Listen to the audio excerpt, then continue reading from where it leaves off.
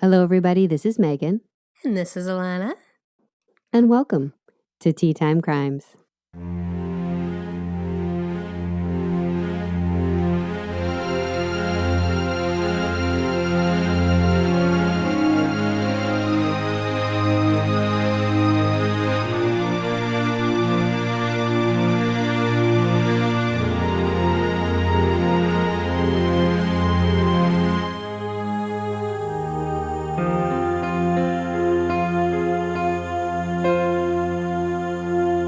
You nailed that intro. That was good. Nailed it.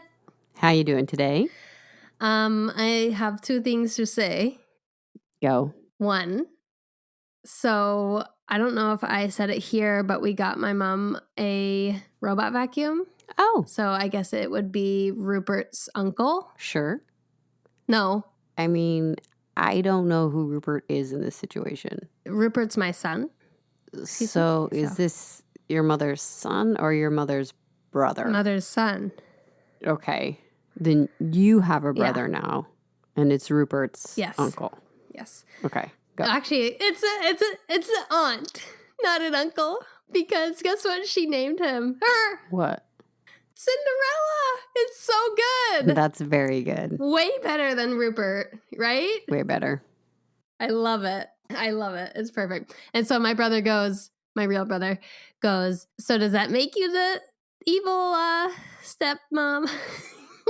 No, and then she said, no, I'm the fairy godmother. Oh, So, okay, she good. is a fairy godmother. She is. She totally is. I had to just rescue Rupert from under the couch. He got stuck. He was like, I don't know where I am.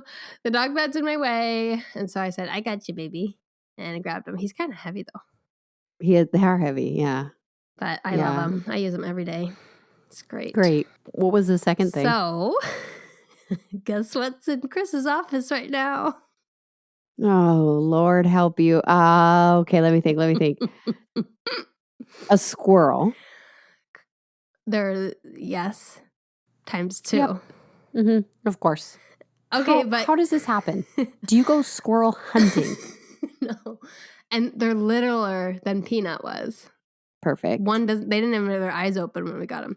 But you know what? Where are you getting them? There's like a wild animal rescue that does raccoons, squirrels, and possums. Basically, all those. Just take your name off the list, okay? But here's the thing. You know what's so bad about last time? Remember how we had to wake up every 4 hours? Yes, I recall. Guess what?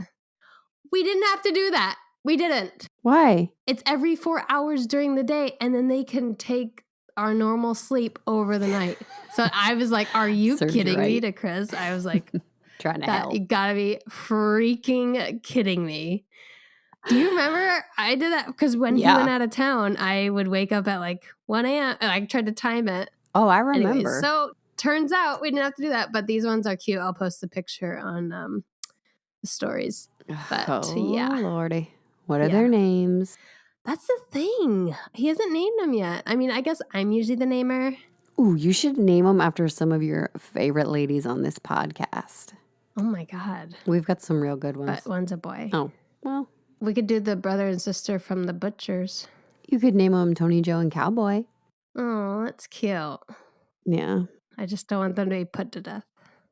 Well, make sure you give them something to chew on so their teeth don't grow into their brain. Yes, that's important. That's a squirrel fact. If you missed a previous episode. And just out of curiosity, Bridge Kitty still live with you?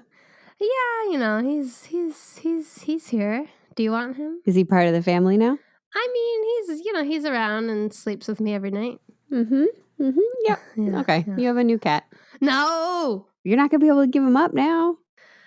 If my brother said, I'll take him. I don't know why he sounds like that. He has a Is your brother living in Germany or? He has a California accent. Then I would be like, yeah, here. Because he'd still be in the family. He has to go to someone I really trust because I love him. Your brother has already said he doesn't want him. Yeah. He's already said no thank you in English. I know. But you never know. Yeah, well, okay. If you guys ever want a new cat, he and Pepper would roll around and be cute. No, we have two. We have 2 cats, 2 dogs. and a partridge in a pear tree. We're all set. Hey, question. What do you think adults wear for pajamas? Oh, I think it's a whole spectrum. It ranges from Oh. nude to 90s Nude? to pajama set. Nude. Yeah. No. I just feel like on television, everybody's incredibly put together when they're wearing their pajamas. Like a matching set. Matching set, silk robes, sometimes high-heeled slippers. What is happening? That's not a thing.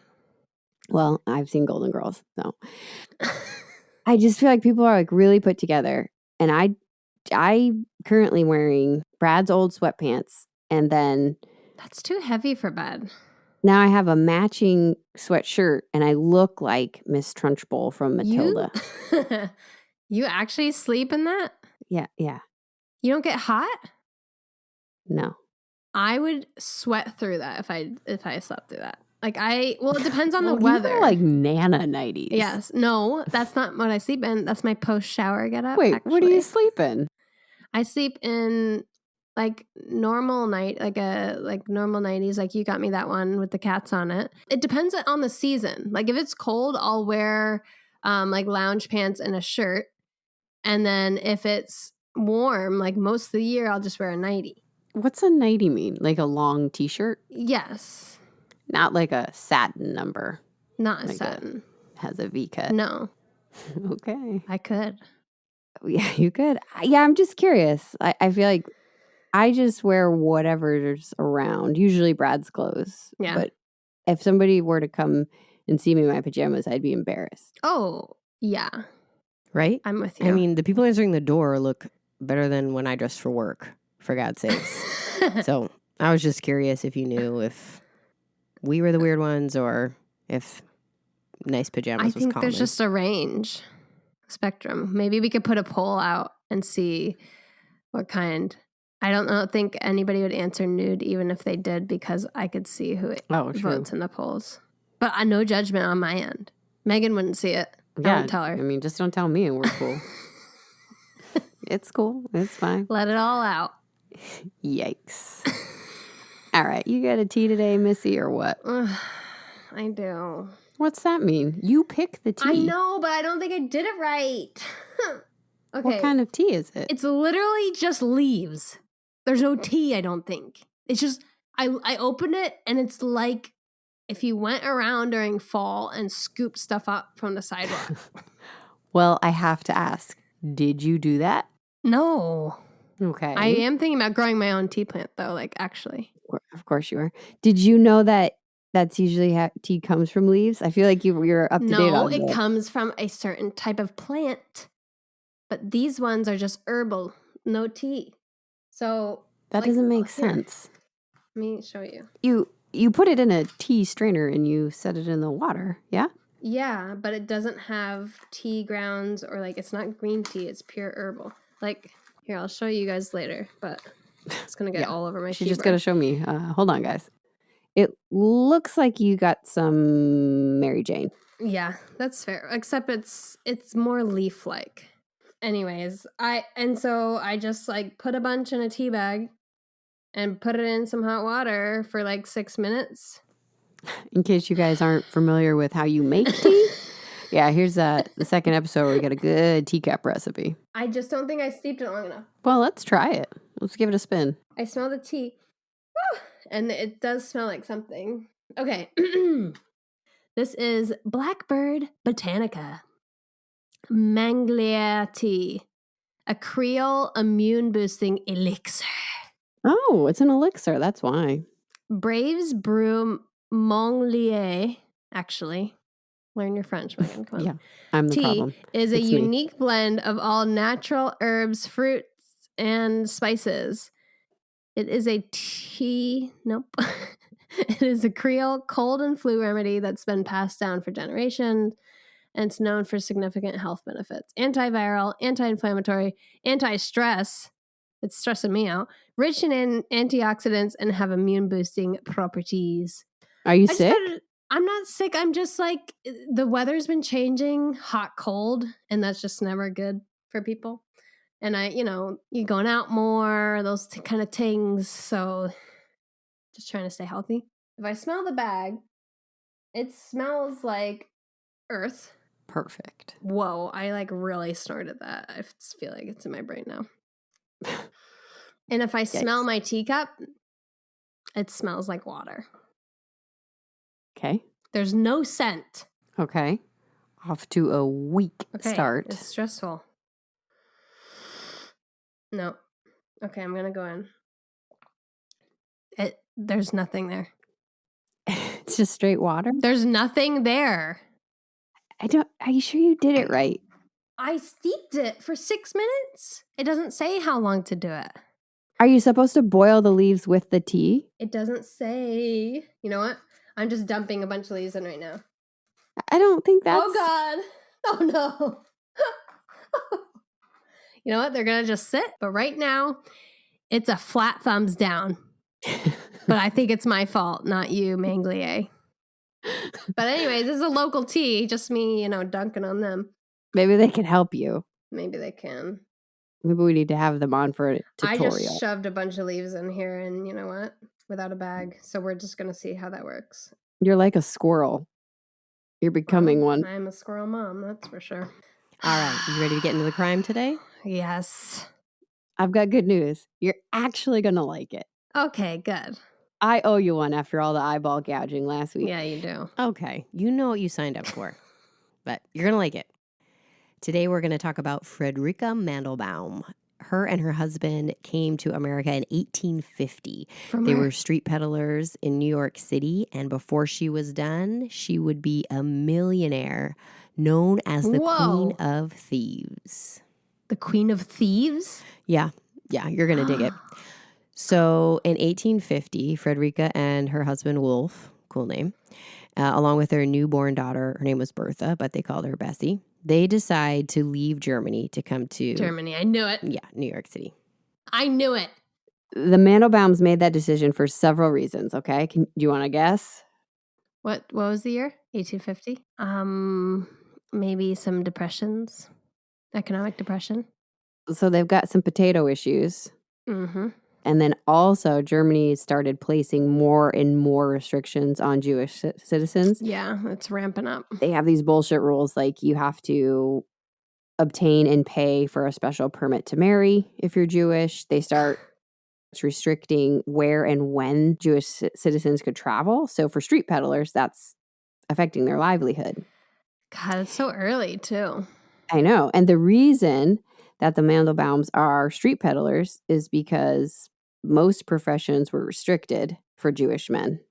I'm assuming women aren't even factored in. Yeah. And then they look down on street peddlers. Yeah, of course. They had enough. So they decide to leave Germany. Wolf goes first, and then Fredricka and Bessie follow really closely after, but they're on different boats. Fredricka's 23 at the time. Now, they're obviously paying for the cheapest ticket over there. They're not wealthy. Yeah. Yeah, they're on the typical luxury cruises we've talked about, right? Yeah, it is rationed water and bread. It is dirty. There are chamber pots. There's poop everywhere. Yep. So disease is a thing and a real threat. Nightmare. And it's cramped quarters. The ceiling is only 6 feet tall. Fredricka is 6 feet tall. So she can't even stand up fully. That's ridiculous. And she has a newborn. So she's just hanging out amongst the chamber pots with a newborn baby. It was not a fun trip. So this must tell you how much they wanted to leave Germany and get a new start in New York City. All three of them make it, thankfully. They land in New York City, which at the time is one of the busiest ports, if not the busiest port in the world. Yeah. And they rent an apartment in Little Germany. Huh. Which, as you can imagine, is full of little Germans. Yeah, it's just little children, just German children everywhere. There's no adults allowed in this neighborhood. So the family lives on a tenement building on 8th Street, and they have a room to themselves. No plumbing. Yep. Oh. And the water is by hand pump, and you have to go all the way down the stairs and then carry it back up in a bucket. God. And this is actually better than most. A lot of people are in boarding houses where you have several people in one room. Yeah, so they actually have their own space. Do you think the chamber pots are inside or out? We're going to get there. Oh, no. So the Mandelbaums are spending 12, 14 hours a day on the streets of New York. And Fredricka likes to sell silk. She carries it on her back. How is she getting the silk? Wow. And she stands out because she's so tall. And a reputation for being super fair. And I have to imagine, it wasn't cited, but I have to imagine while she's carrying the silk on her back, she probably has Bessie on the front of her. Oh, yeah, probably. That she wouldn't have anybody to take care of her and she would need to feed her. I'm sure she's breastfeeding because it's cheap. Do you mean fair as in light-skinned or fair as in pretty? Neither. I mean fair as in she drives a good bargain. Oh, that kind of fair. There's a lot of definitions here. Yeah. She's actually described as having, this is a quote, the eyes of a sparrow and the neck of a bear. Whoa. I don't know if Fredricka's a beautiful woman, but she is a smart woman. At the time the Mandelbaums arrive in New York City, the population's about 500,000, and that quickly rises. Yeah. You get to 1 million by 1860. I mean, it's New York. Okay, there's your singing, folks. One for the day. Now, because the city grows so fast, the infrastructure can't keep up. No, there's poop everywhere. Well, structures are crumbling. Traffic is terrible. Well, I guess the horses are getting in the way. Yeah. Garbage and waste, they have nowhere to go. So, I mean, I guess chamber pots are just being emptied out the window. Yeah, that's why when you walk in the olden days, the man was supposed to walk closer to the buildings. Not to the street? Right, in case they threw over. Would you rather be hit by a horse or chamber pot emptied on your head? I'd rather be absolutely hit by a horse. I'll take the horse. I would not survive that. You wouldn't survive it. No. It would just be disgusting. I would mentally be in a coma for the rest of my life. That's ridiculous. I would rather be trampled. Have you ever spent time with a young child? I mean, not for long periods of time. Stuff gets sprayed. Let's just put it that way. No. So chamber pots are being emptied in the streets. So you have human waste on the streets, plus old food and dead animals. Ah. Like rats and... Gross. I mean, they're going to throw it all in the river. This is how these rivers get gross. So diseases are raging. And 70% of children don't make it past age 2 during that time. Oh, my God. The disparity between immigrant children is 64 immigrant children died for every 2 non-immigrant. Oh, my God. Yeah, it's to show you that it's the living conditions. Not necessarily lack of medicine like you might think, but it's just the lack of plumbing, the inability to wash your hands, living in close quarters, and it's dangerous. Yeah. So unfortunately, Bessie, actually, who survived the trip, she contracted a disease after living in this neighborhood, and she passed away. Oh, no. Yeah, Fredricka is, of course, devastated. I'm sure Wolf is as well. The Mandelbaums would go on to have 4 more children who survived into adulthood.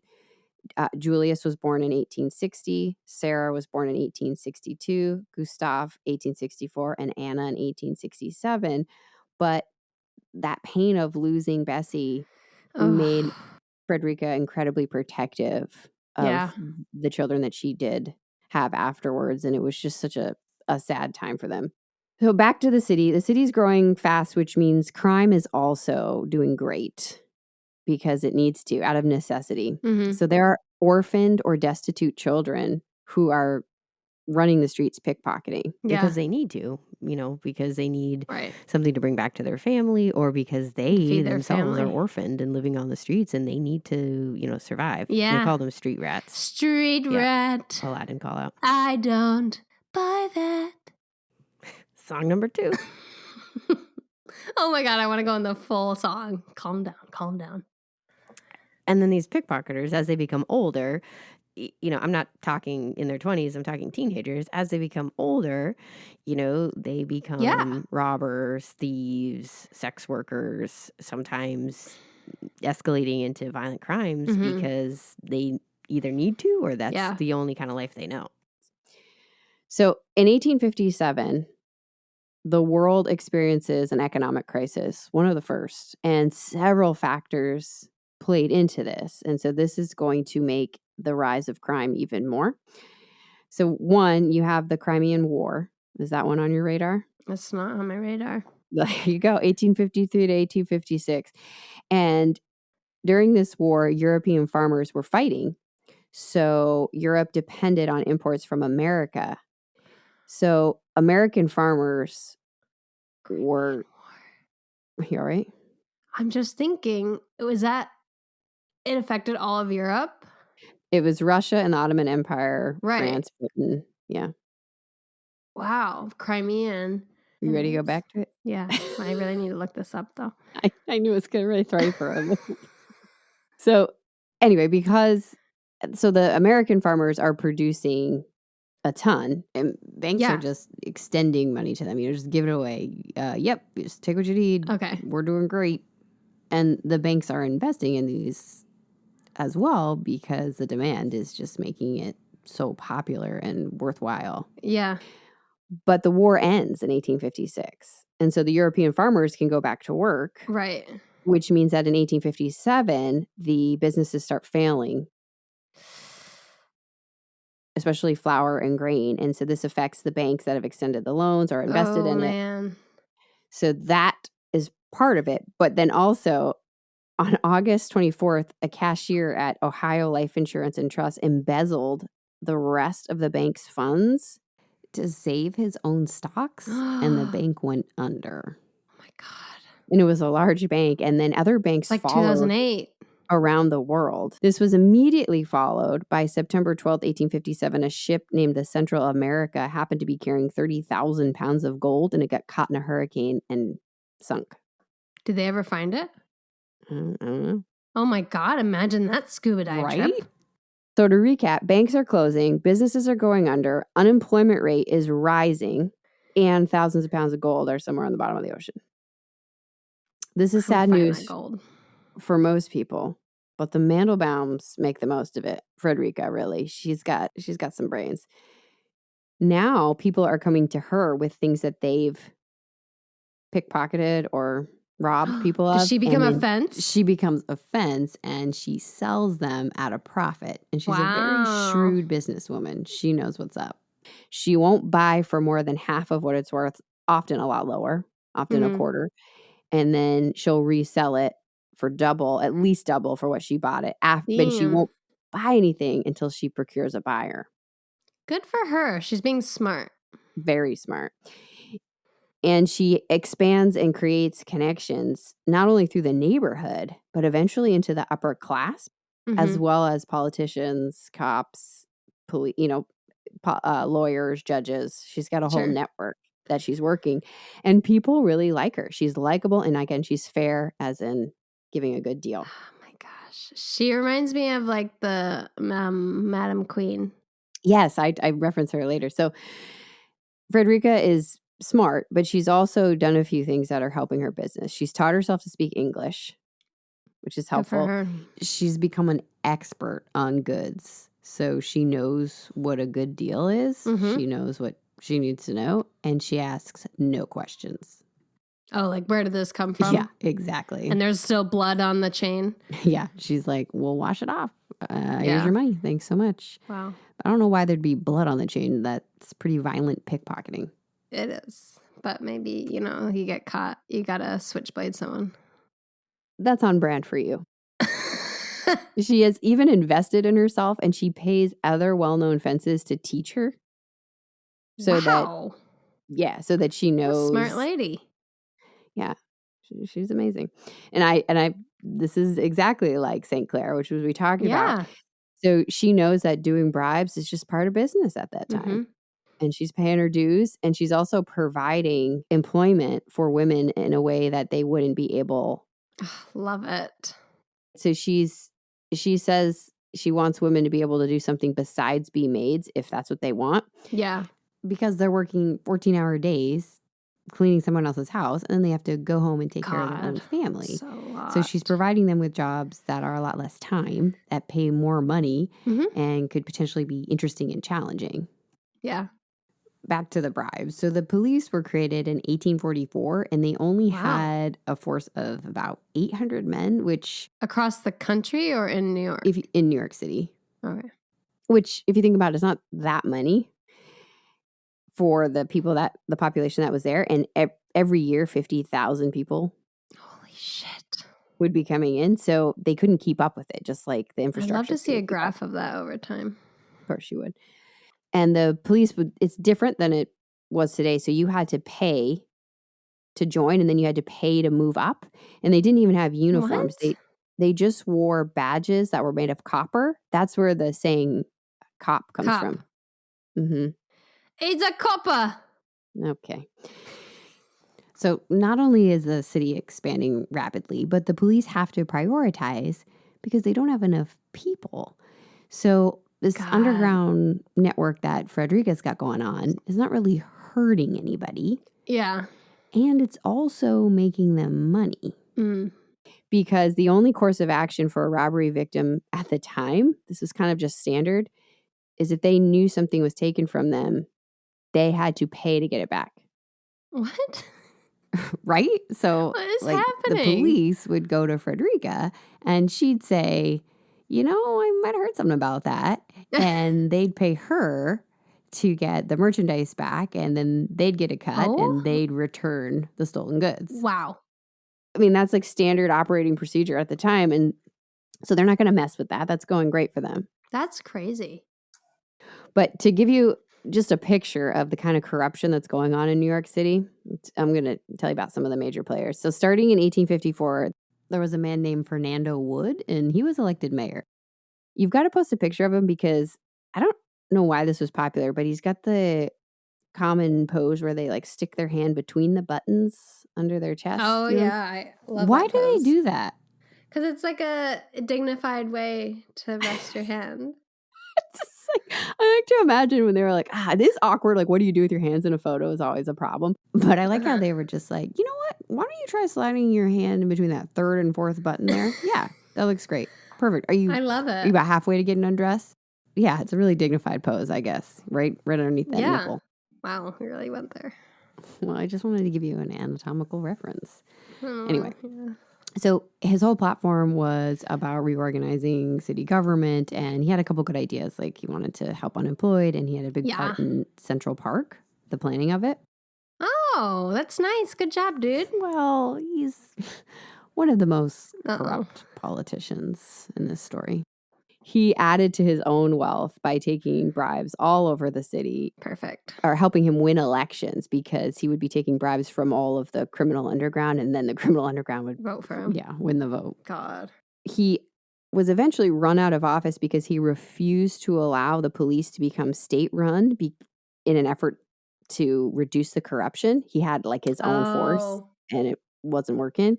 And he refused, and so they ran him out of office. He ends up getting back in office because at the start of the Civil War, he sympathized with the southern states. How? Because he didn't want a war, and he petitioned for New York to become its own, like to separate from everything. Its own country? He went on to serve several terms in Congress before his death in 1880, but he was getting paid by everybody. Wow. Fredricka was also working with a man named Boss Tweed. His real name was William, but that's a great name. I know, right? Can you call me that from now on? Sure. Cool. I'll call you Boss Plaid. But anyway, no, it's not as good. He would be elected to city council in 1850s, and he'd eventually become a New York senator. Wow. He took so much money from the city in the form of bribes, service fees, kickbacks. Take it easy, people. He was estimated to have taken as little as 30 million and as much as 200 million. What? Yeah. Like in today's time, it would be next level. Unbelievable. Oh my God. You don't need that much money, greedy gits. I know. He had such a network. Well, he did have 8 kids, a wife, 2 mistresses. You still do not need $30 million. I mean, I think he needed at least $1 million. And I don't know why this is in my notes, but he also loved dogs and birds. Okay, that's a plus. People, it's not black and white. People are gray. He probably did nurse some birds back to health that fell into his lap, just like you. But he did take $30 million from the city. Yeah. He also had the DA in his pocket. Of course he did. So Of that course was he did. pretty This is how this helpful to him. They could look at a New Orleans playbook, and this is how it runs. Why are you calling out current day New Orleans? You might want to rein it in a bit. Look it up, man. Cool it. So anyway, he'll eventually get caught. In 1871, he's taken down by reports that were published in the newspaper, and his bail is like $1 million. Oh my God. Well, he can afford it. He has a mistrial, and so they have to have another trial, and every individual juror is guarded by like 2 different people because they seemingly bribed them. It's serious stuff. So he's sentenced to 12 years, but he only ends up serving 1. Of course. Then he escapes to Cuba and then Spain. And it's believed that Fredricka possibly helped him because he helped her so much. And he actually really admired how smart she was. Okay. He ended up getting captured and died in jail. Like, he wasn't in jail long. He died once he was captured. But anyway, these are the kinds of people that are operating New York City. Yeah.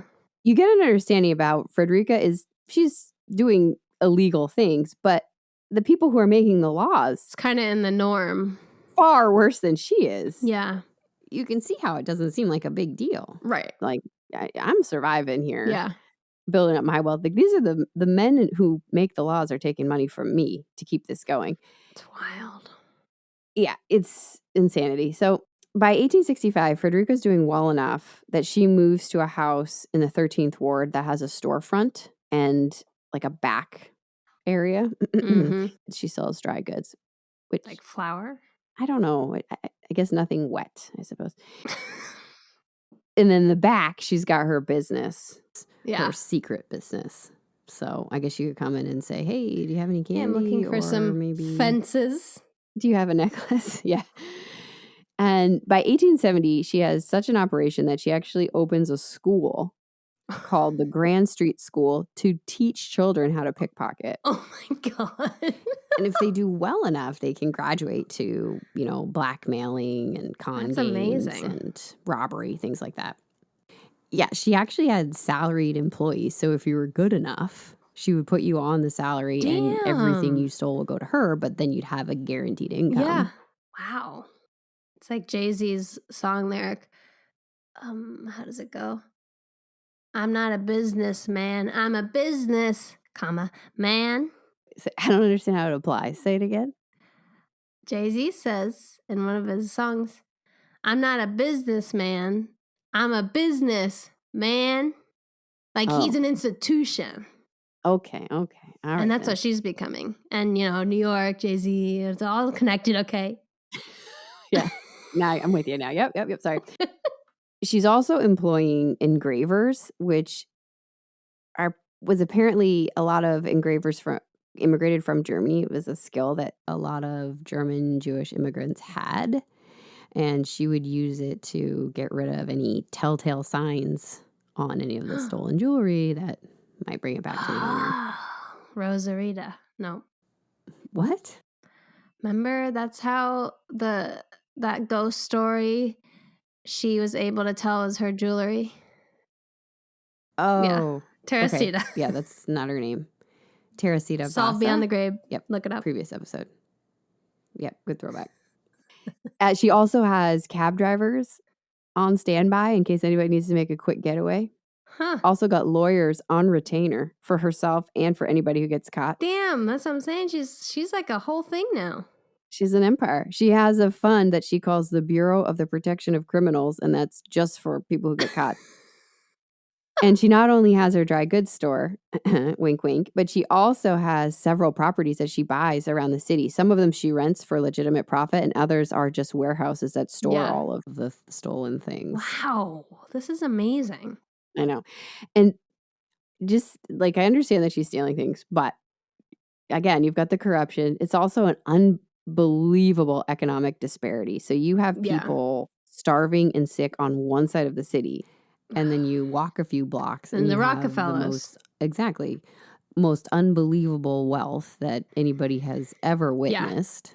And it doesn't feel like you're doing anything bad. Yeah. It's the whole context of the situation. I just want her to be wearing some really cool outfits. That's what I would like. That's my next. No, I said for the most part, Fredricka's pretty understated, but she does dress well, but not flashy. Okay. She's a very tall woman. She has those enormous cheeks and the bare neck and the sparrow eyes.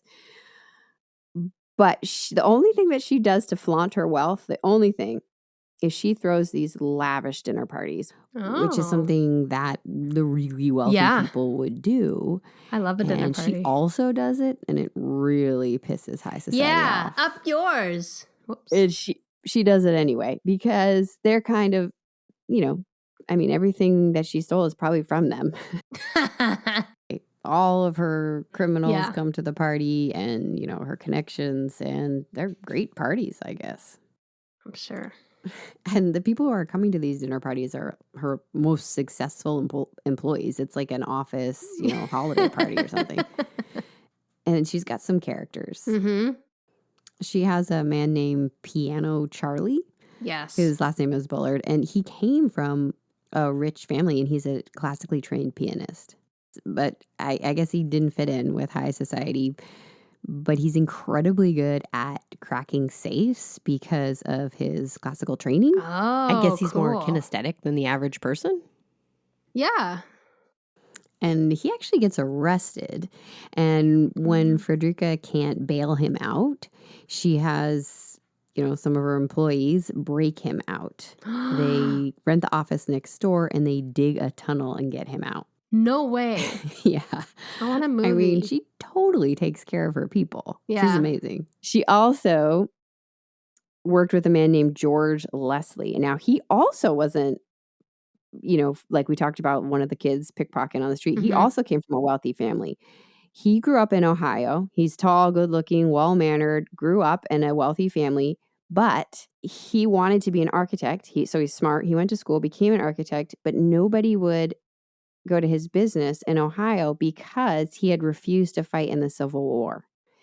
Now, it was actually legal to avoid fighting in the Civil War if you paid a penalty fee, which his father did, but it was not looked upon favorably. Right. It was dishonorable. So he basically was shunned in his Ohio community. And after his parents passed away, he just packed up, went to New York City, and he was, I think, maybe just disillusioned with the world that he came from, and he just started stealing. He was super smart and he knew architecture really well. Mm-hmm. So he became one of the best bank robbers anybody had ever known. He created a tool called the Little Joker. And what he would do, because he was not a violent man, so what he would do is he would break into the bank because he knew the blueprint so well. He'd plant the Little Joker. And then when they opened the safe, it would catch the combination. Smart. So then he'd have to break in a second time, take the Little Joker out. Wow. And make a clean getaway. Got it. So Fredricka would bankroll a lot of his heists because he'd need money. Yeah. Like in advance, right? And then she'd mysteriously get some, she'd give him a loan. Here's $50,000 and then he'd pay her back with interest. And she doesn't know what he's doing. How could she possibly know? Unfortunately, just because I think George is interesting, he was never caught, but one robbery went bad and they had an inside man and the inside man refused. George was ready just to call it quits, but the men with him actually murdered that man. He ended up saying, I'm going to retire. I'm getting out of it. I'm going to do one last heist. And then he dies. And then I'm out. Well, before he can do that heist, he plans it. It becomes one of the biggest heists ever. It's the Manhattan Savings Bank. They ended up coming away with about $3 million at the time. Wow. But right before the robbery happened, George was murdered. This is 1878 because the robbers from the previous job were afraid that they would ID them as murderers to get out. And also he was having an affair with one of the robbers' wives. So, but Mandelbaum ID'd his body and paid for his funeral. Right. And she also, this is somebody I want to cover at some point, so I won't go too into detail, but she was also associated with the Princess of Crime, who actually was one of her students. Sophie Lyons. Cool. And Mandelbaum really liked her and wanted to show her the ropes because she didn't want her own daughters running the business. Sophie started out as a pickpocketer and then she graduated to like real con games. She lure men to hotel rooms, get them naked, and then blackmail them and take their money and leave. Get him. All these people, by the way, are calling Fredricka some form of mother. Like she's known as Marm or Old Mother. Oh, wow. Yeah. So at the time that the school opened, it was 1870. Unfortunately, Wolf gets sick. Uh-oh. And he becomes bedridden for several years. Now, Fredricka continues to run the business. Wolf's not really involved in the business, it's believed. He, supporting He's got to her. know about it. Yeah, I mean, he's got to. I mean, maybe if he's bedridden, I don't know what he thinks she's doing. He ends up dying in 1875 at the age of 51, most likely from tuberculosis. Ugh, and brutal. Fredricka is crushed. And she also has 4 children to take care of. They're not yet grown. And she's running this huge business. She's amazing. She's so upset that she stops working for several months. And every single day she goes to Wolf's grave and lays flowers on it. Oh. Now, when she does return to work, she decides to close down the school. It's 1876 now, and she discovers that a policeman's son had enrolled in the school. It's a plant. Yeah, she's like, this is not worth it. So she shuts it down, but she keeps operating. She expands that operation. She's got contacts all over New York, not just in the city, New Jersey, Wow. also other areas of the country. And she's showing her oldest son, Julius, the ropes, it seems. Interesting. Not the ladies, though. And she's fairly protected by the law because as the fence, the law is written that you have to know. They have to be able to prove that you knew it was stolen goods. Oh, and if you don't ask any questions. She never asks questions. So I don't know. That's such a stupid law. By the 1880s, a couple of the main players have kind of, fizzled out. Yeah. Boss Tweed and Mayor Wood. And this means that the DA is no longer under Boss Tweed's control. Okay. And Times now are they changing. want to clean up some of the corruption around the city. Mm-hmm. Now, in 1880, a civil suit is filed against Fredricka by a shop owner who claims that she resold silk and cashmere shawls that were from his shop worth $6,000. Whoa. Fredricka says she didn't know it was stolen, right? Yeah, how would she know? Eventually, she ends up losing and has to pay him $7,000 plus some change for the cost of the goods plus his legal fees.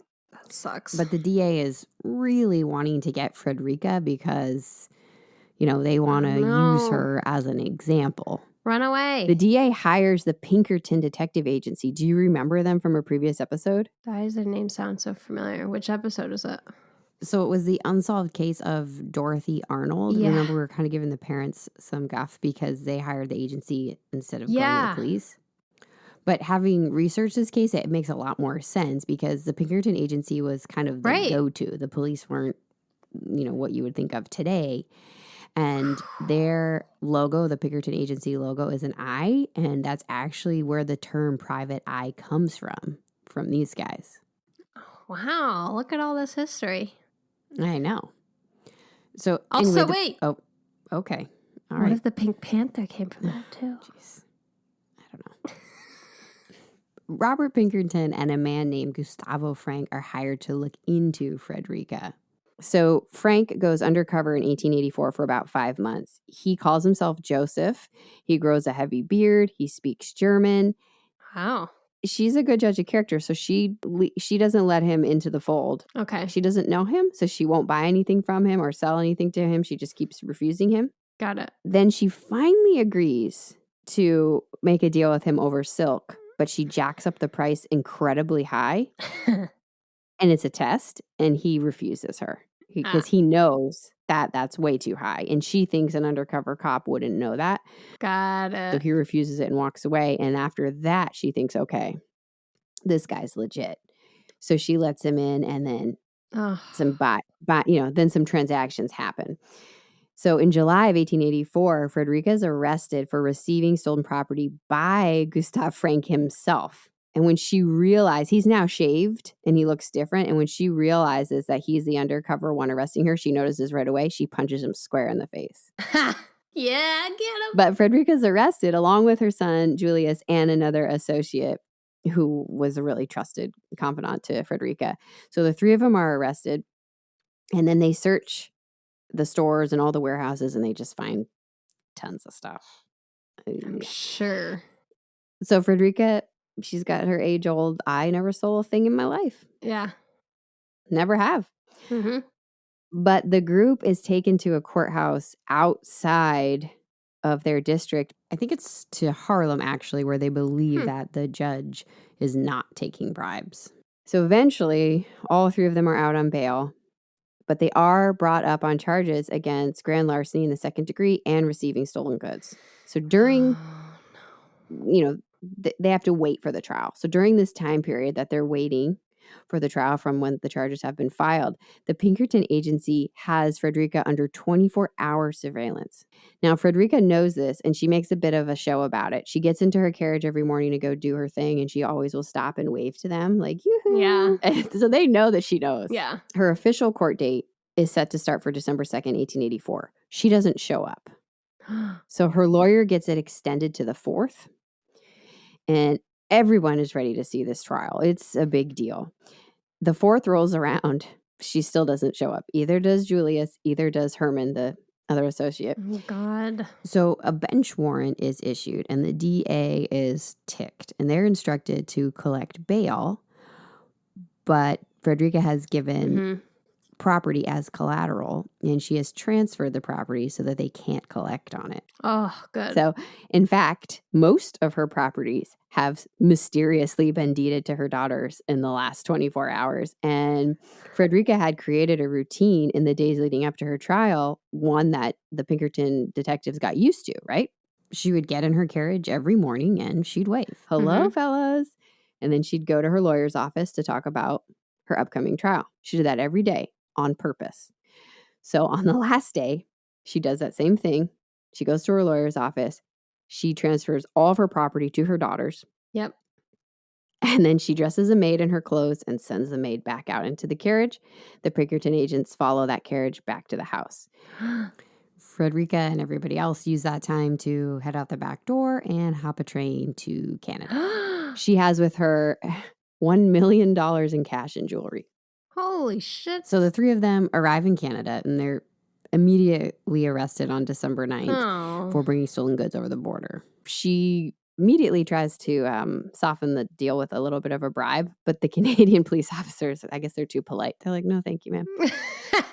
And there's no extradition at this time, so she's only in trouble for bringing possibly stolen goods over the border. None of the other charges apply because the U.S. isn't. Yeah. So the jewelry that comes into question, particularly the diamonds that she has, they are thought to be from her previous robbery. So they call in the original owner of the store, but he can't say for sure if they're his. He can't say for sure, and so the case is just dropped.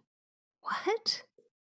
Yeah, and Fredricka gets her money back, and she actually petitions to get the diamonds back, which is so amazing. Oh, the ovaries on her, right?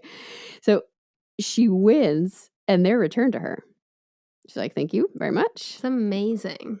She buys a house in Hamilton, which is in Ontario. It's like between Toronto and upstate New York. Okay. And she opens another dry goods store. Wink, wink. I mean, I don't know. It didn't say what her criminal activity, but she opens up a store. Most of her children come to live in Canada with her after that. And she leads a pretty quiet life in Canada, running her store. But in November of 1885, so, about a year later, her 18-year-old daughter, Anna, travels back to New York City to visit her sister. And she gets pneumonia. And she dies. Oh, my God. Fredricka is devastated. She wants Anna to be buried next to Wolf.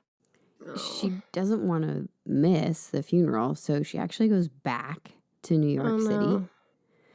And, I mean, she is just completely broken with grief. She's having trouble even standing.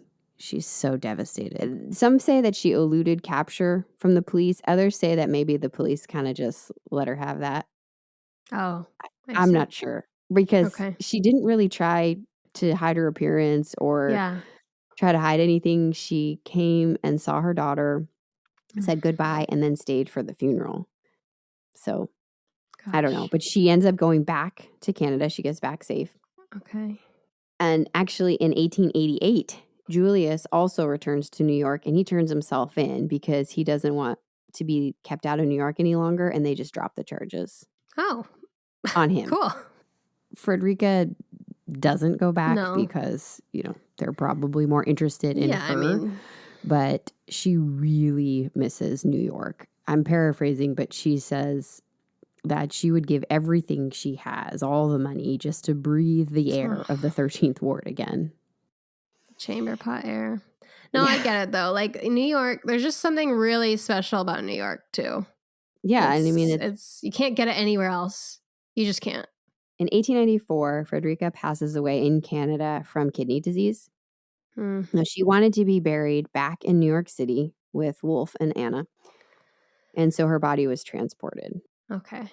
However, legends formed that it was actually a coffin filled with rocks, so that it was a way to fake her own death, and she could return to New York City undetected. I mean, dig up the grave.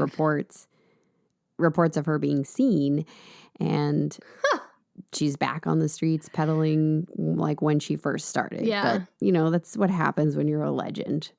People don't want to believe that you can be taken down. And her obituary went out. And I mean, there were plenty of papers who, said, oh, the Queen of Thieves is dead, and talked about her in a negative light. But her obituary, the actual words in it said, her word was as good as gold. Wow. So a lot of people respected her. I mean, yeah. But she left a ton of wealth to her children. Yeah.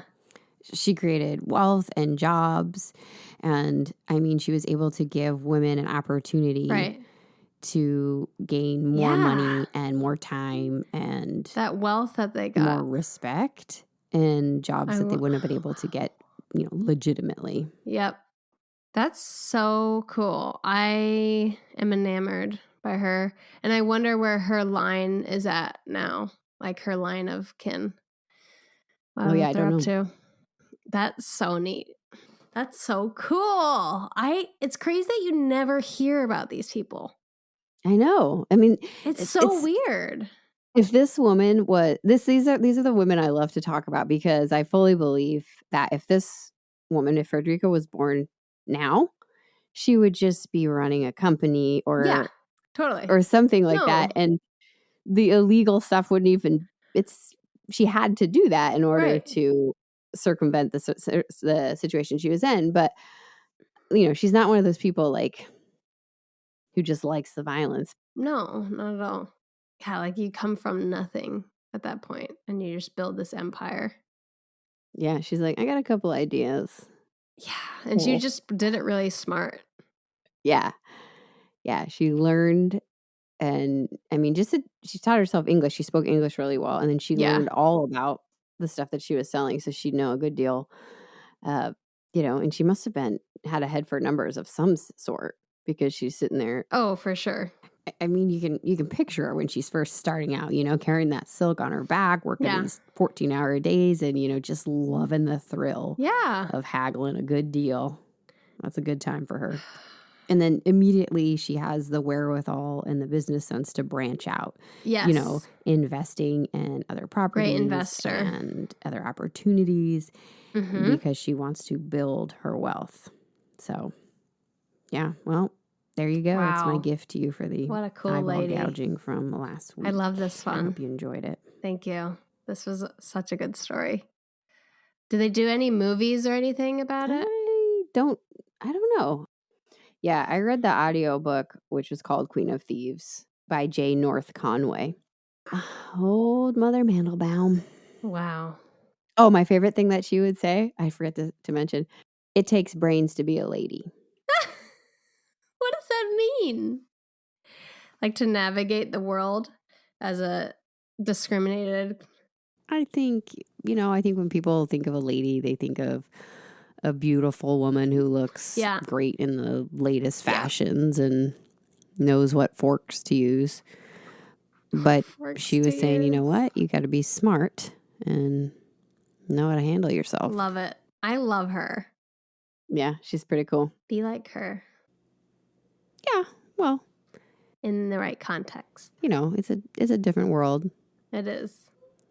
Maybe channel some of that energy, you know? Yeah. Go for that same the vibe. energy. Her and Madam. Channel some of that ingenuity Queen and creativity. Madam Queen. And just perseverance. So any last words? You know, I've been thinking about it. And I think it relates to what we were just talking about. Just like reading the context of the situation and making your smartest play. Like you could say, oh, she's a bad person. She broke the law. But what's the context behind that? Think of the corruption that's running the city. It's a different set of rules. And also, not all laws are just. I mean, if you think of Jim Crow era, there's a lot of fucked up laws. I'm not saying like go be thieves, but it's all about the context of the situation. Like if you can help you and yours survive by being smart and, you know, playing by the rules, without like violence against others, then I don't know, use your brain. You know, it takes brains to be a lady. That's right, it does. Anything else? No, I don't think so. I'm just in love. Yeah. I just want to gather up all our favorite women and like let them hang out. Oh, I know. Who would be on your list? St. Clair, Mandelbaum. Yeah. Anne Bonny. Yes, Anne Bonny and Mary. Mary Reed. Mary Fields. Virginia Hall. Yes, obviously. And I'd want Helen Ruth Spence, too. Oh, absolutely. Absolutely. Gosh, imagine that tea party. I think Anne Bonny would definitely get in a fight with somebody. Absolutely. Like, oh my God, yeah, I want to be Anne there Bonny so bad. might not be able to come. Yes. There'd definitely be a brawl of some sort. She just can't drink. Yeah, right. Tea only. It's tea Somebody only. hide the rum. Don't spike it. All right. Who should listen today? Wow, that's a dream. Who should listen? Ladies of all types and gentlemen, recognize the power. New Yorkers, Canadians, Torontoians. Is that how you say that? I'm sure it's not. I'm sure it's not. Germans, historians, criminal masterminds, and you know, all the people in the places. All right then. Well, you can find us on all the socials. I'm not even going to say it anymore because I just get yelled at. But you can find us at... Tea Time Crimes. You can email us at... teatimecrimes@gmail.com, and please leave us a rating or review. It goes a long way and it gets our numbers up so that everybody can hear our lovely stories and our lovely teas. What the heck is wrong with you today? Where do you want me to start? I love ya. All right. Well, that's it, I guess. That's it, I guess. Thanks for listening. Yeah, you're a hero. I hope it was just a coffin of rocks and she spent out the last 20 years of her life just pedaling on the streets and then going home to a lavish dinner party. That's what I'm going to root for. Yes, I'm there. You know, if she lived a little longer, it's possible that her and Madam Queen would have met. Oh my God. That would be so cool. Right? Okay. Tea Time Crimes out. Thank you so much for listening. What? Out. Oh. Okay. Bye.